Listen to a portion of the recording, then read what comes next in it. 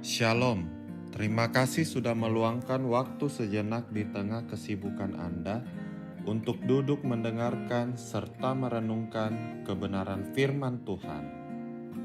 Kami berdoa agar waktu ini menjadi waktu yang menyegarkan bagi jiwa Anda. Topik renungan kita sepanjang minggu ini adalah Allah mencari dan menemukan yang terhilang. Bagian firman Tuhan yang menjadi fokus perenungan kita adalah Yohanes pasal 3 ayat ke-17, terjemahan baru kedua yang berbunyi demikian. Sebab Allah mengutus anaknya ke dalam dunia bukan untuk menghakimi dunia, melainkan untuk menyelamatkannya oleh Dia. Jemaat yang terkasih di dalam Tuhan, seringkali kita berpikir bahwa Allah akan menghakimi kita karena dosa-dosa yang telah kita lakukan. Namun kenyataannya, Allah justru mengutus Yesus ke dalam dunia agar kita semua dapat selamat dari hukuman dosa. Kisah Genta berikut ini akan membantu kita memahami makna dari ayat renungan kita hari ini.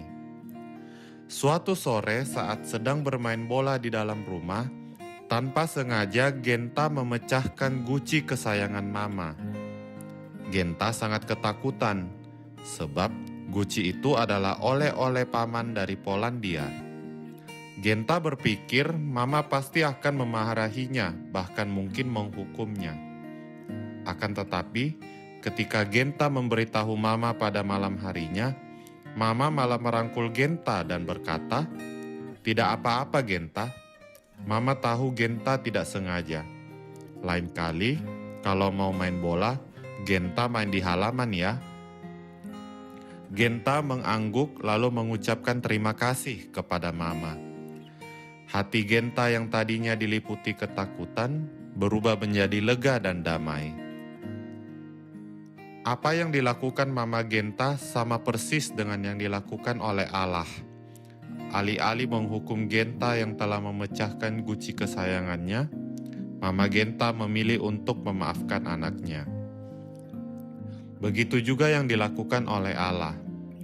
Allah tahu semua dosa yang kita perbuat, tapi Allah memilih untuk mengampuni kita agar kita memperoleh keselamatan. Allah tak ingin kita terus hidup dalam dosa karena Ia mengasihi kita. Bahkan, Allah sendiri yang mengutus anaknya ke dalam dunia. Ini menunjukkan bahwa Allah yang terlebih dahulu datang kepada kita. Allah tidak menunggu sampai kita siap untuk datang kepadanya, tapi Allah yang mencari dan menyelamatkan kita. Ayat ini memberikan penghiburan yang luar biasa kepada kita. Saat kita merasa gagal, tak layak, dan jauh dari Tuhan, kita diingatkan kembali bahwa Yesus datang ke dunia untuk memberi jalan keselamatan kepada kita, bukan untuk menghakimi atau menolak kita.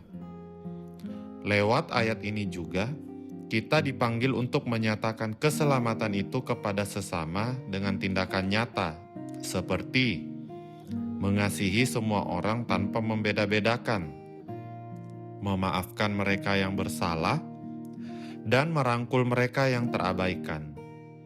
Dengan begitu, orang-orang dapat melihat pancaran karakter Allah yang sanggup menembus batas sosial maupun budaya. Mari kita merenungkan sejenak. Apakah kita masih melihat Allah sebagai hakim atau sebagai Bapa yang mengasihi?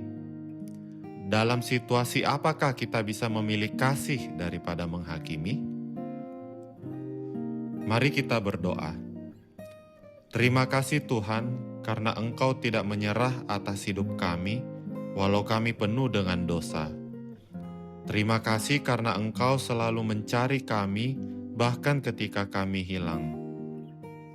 Ampunilah dosa-dosa kami dan tuntun kami agar selalu mengutamakan kasih dalam setiap perbuatan dan perkataan kami. Dalam nama Tuhan Yesus kami berdoa. Amin. Kiranya renungan hari ini boleh menuntun langkah kita sepanjang hari ini. Selamat beraktivitas Dan sampai jumpa lagi dalam renungan kita bersama esok hari.